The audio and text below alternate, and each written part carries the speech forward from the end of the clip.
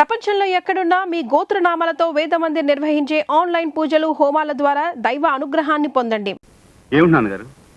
నా వయసు ఎంతో తెలుసా? అదేమిటి నాన్నగారు? తెలుసా?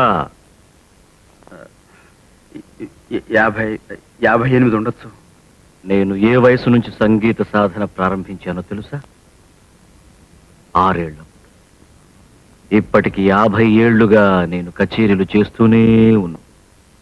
నేను సంగీతాన్ని తలవనది ఎప్పుడో తెలుసా? కేవలం కలలో మాత్రమే.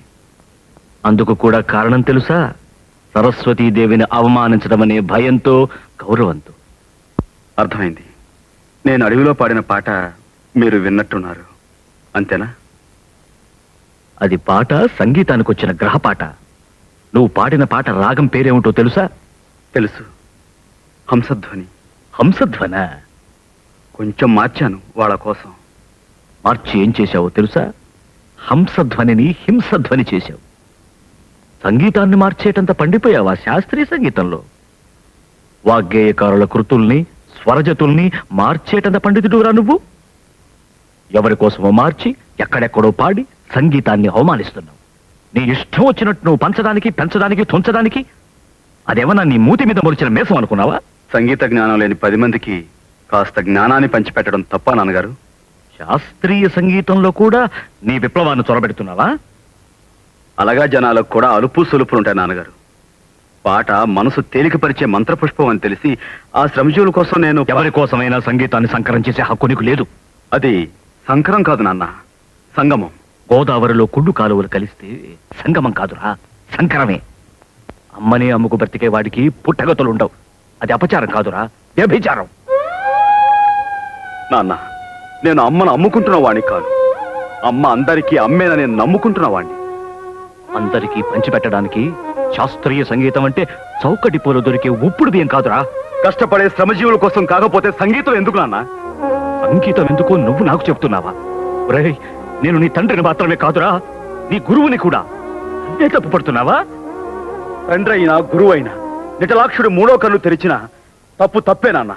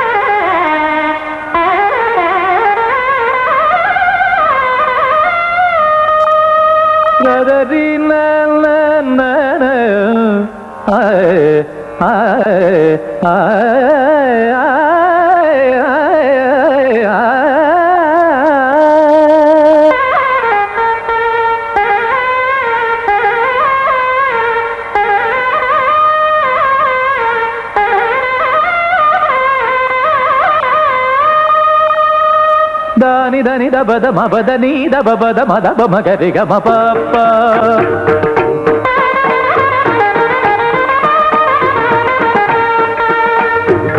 సదరిగ సరిగ మపగ మబదని ని మా బదని రి దని దబ మ పాప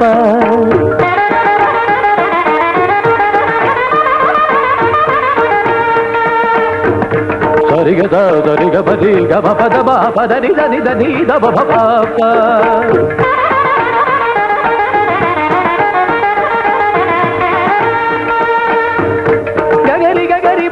దని దని రి దని రి దని దబ మ పద పాప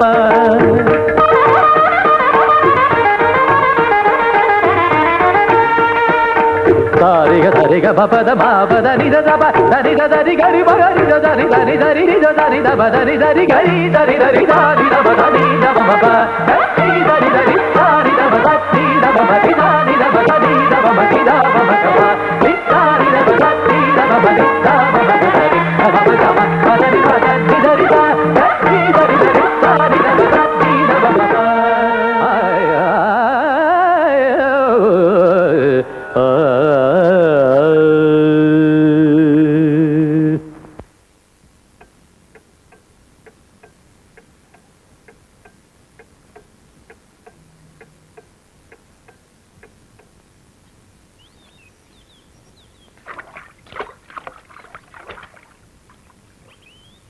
తత్పరం పరమాత్మకలింగం తత్ప్రణమామి సదాశివలింగం లింగాష్టకమిదం పుణ్యం యః పఠేత్ శివ సన్నిధౌ. నమస్కారం గురుగారు.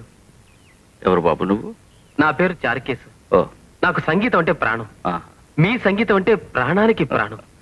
మీ కచేరీలన్నిటికీ నేను హాజరవుతా ఆహా. సంగీతాన్ని ఏకలవీళ్ళలాగా అభ్యసిస్తున్నాను. బొటనవేలు మాత్రం మీరు అడగకూడదు. ఒక్క నిమిషం ఆశీర్వదించండి. దీర్ఘాయుష్మాన్ భవ. లే లే బాబు. మీరు కూడా తంబురా బాగా పెడతారండి.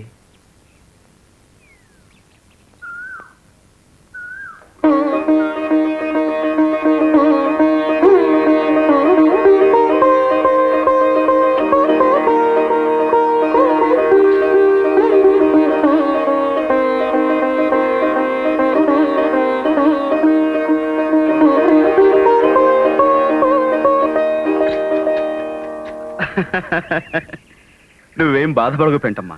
నీ పుణ్యాన ఓ దేవాలయం వెలిసింది. ఇలాగే నువ్వు వెళ్ళిన చోటల్లా ఓ ఆలయం పుడుతుంది కదా, దాన్ని చూసి నువ్వు సంతోషపడి పెంటమ్మా.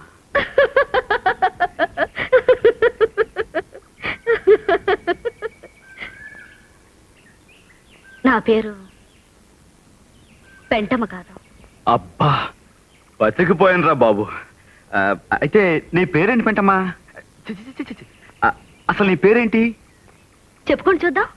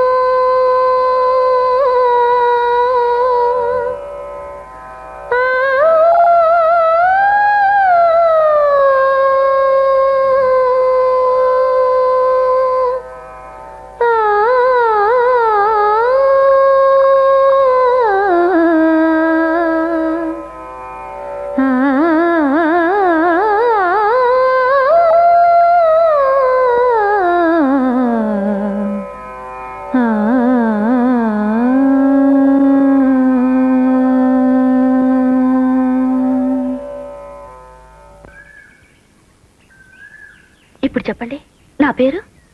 అది లలిత రాగం. అంటే నీ పేరు లలిత అవునా? కాదు, లలిత శివజ్యోతి. లలిత శివజ్యు. ఓహో, చాలా అందమైన పేరు. నా ఫీజు మీరు ఇవ్వలేరయ్యా. నా సంగతి మీకు తెలీదు. అవుననుకోండి, అయినా మా చేతనైనంతలో ఎంతో కొంత ఇవ్వాలి కదండి. తప్పదంటావా? తప్పదండి. తప్పదా? గో, నేను అక్కర్లేదంటున్నా, మీరు ఇస్తానంటున్నారు. తీరా నేను అడిగాక ఇవ్వకపోతే మర్యాద దక్కదు. ఒరే రాఘవులు, హాయ్. ఆ జేబులో ఏముందిరా? బీడీ కట్ట అగ్గిపెట్టి ఉంది బాబు. అవి అక్కడ పెట్టు. ఎందుకు బాబు? పెట్టు చెప్తా. నీకు దేవుడి మీద నమ్మకం ఉందా? ఉంది బాబు. ఉంటే ఈ రోజు నుంచి ఇది ముట్టనని ఆ దేవుడి మీద ప్రమాణం చేసి చెప్పు. బీడీ మానేయడం అంటే అదేరా నా ఫీజు. అలాగే. ఏడువాడా గొడవ ఏడు. అయ్యా రైట్. నీ మొహానికి నువ్వు పెళ్ళాన్ని వదిలేసావు. మర్యాదగా ఎప్పుడైనా పిల్లని తెచ్చి కాపురం చేసుకో. అదేరా నువ్వు నాకు ఇచ్చే ఫీజు. ఏంటి? సరేనయ్యా. నవ్వరా?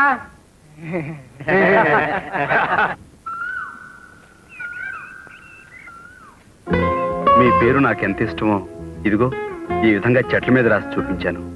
అలాగే నా పేరు మీకు చెప్పాను కదా, మీ ఇష్టాన్ని ఏ విధంగా చెప్తారు? నేను రాశాను ఒక చోట. రాశారా? ఎక్కడ రాశారండి? ఇదిగో.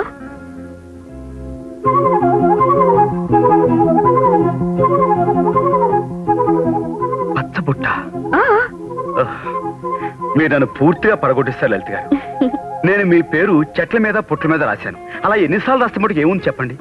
మీరు చూడండి, నా పేరు ఏకంగా మీ శరీరం మీదే రాసేశారు. మీ రక్తనాళాల్లోకి నా పేరు అక్షరం అక్షరం కరిగిపోయేలాగా పచ్చబొట్టు వేసేసుకున్నారు. అద్భుతం లలిత గారు, నిజంగా మీరు అద్భుతం. ఇది మీకు నచ్చిందా? నచ్చింది. అయితే తీసుకోండి.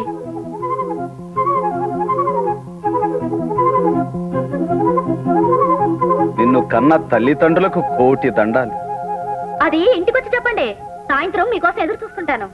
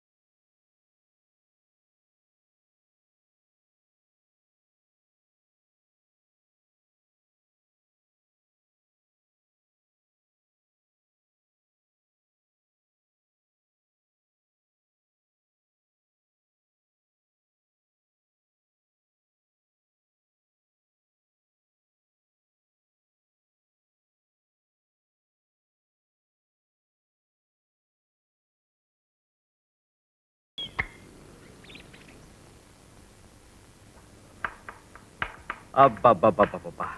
ఆ అమ్మాయి మనసు తెలుసుకోవడం బ్రహ్మతరం కూడా కాదు వదినా. ఆడదాని మనసుకు ఒక రాజమార్గం ఉందయ్యా. ఏంటిది? మగాడి మనసే. ఆహా. నీ మనసు వైపు మాట్లాడితే సమస్య తీరిపోతుంది. అయితే చూడొదినా, అతను కొట్టేస్తాను.